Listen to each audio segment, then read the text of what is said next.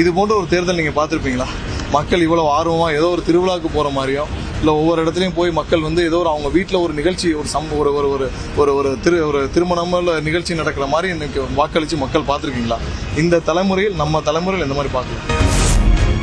இந்த வாக்கு சதவீதம் என்பது, அது இந்த விறுவிறுப்பு வாக்குப்பதிவு என்பது திமுக அரசாங்கத்தின் மேல மக்களுக்கு இருக்கின்ற அந்த கோபத்தை காட்டுகிறது.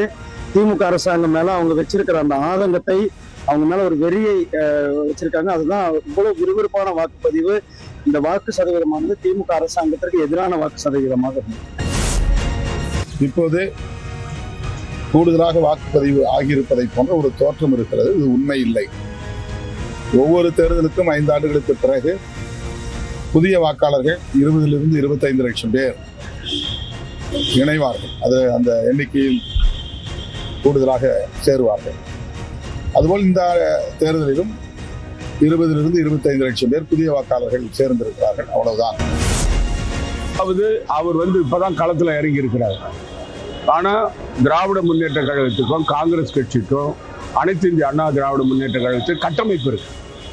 ஒவ்வொரு பூத்துல இருந்து, ஒவ்வொரு கிராமத்துல இருந்து, ஒவ்வொரு தொகுதியில இருந்து அவங்களுக்கு கட்டமைப்பு இருக்கு. ஆனா இவங்களுக்கு அந்த கட்டமைப்பு இல்லாத ஒரு சூழ்நிலை. இந்த தேர்தலில் மீண்டும் திமுக ஆட்சிதான் அமையும்.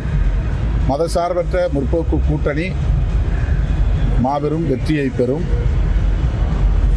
களத்தில் நேரடியாக மக்களை சந்தித்த அனுபவத்திலிருந்து இதை நாங்கள் உணர்கிறோம்.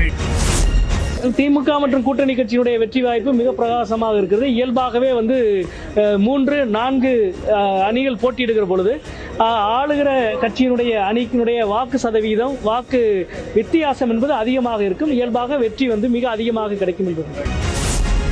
மக்கள் ஓட்டு சதவீதம் பாருங்க, எவ்வளவு எழுச்சியான வாக்கு, எவ்வளவு ஒரு வேகமா ஓட்டு போட்டிருக்காங்க. திமுக அரசாங்கத்தை தூக்கி எறிய வேண்டும் என்பதற்கான வாக்காக தான் இந்த வாக்கு. பாஜகவினுடைய வேலையை நேரடியா தேர்தல் வெற்றி பெறது கிடையாது. பல மாநிலம் நீங்க பார்த்திருப்பீங்க, சட்டமன்ற விலைக்கு வாங்கி தான் அவங்க ஆட்சி அமைச்சுக்கிறாங்களே தவிர பாரதிய ஜனதா கட்சி நேரடி தேர்தலில் வெற்றி பெறது கிடையாது.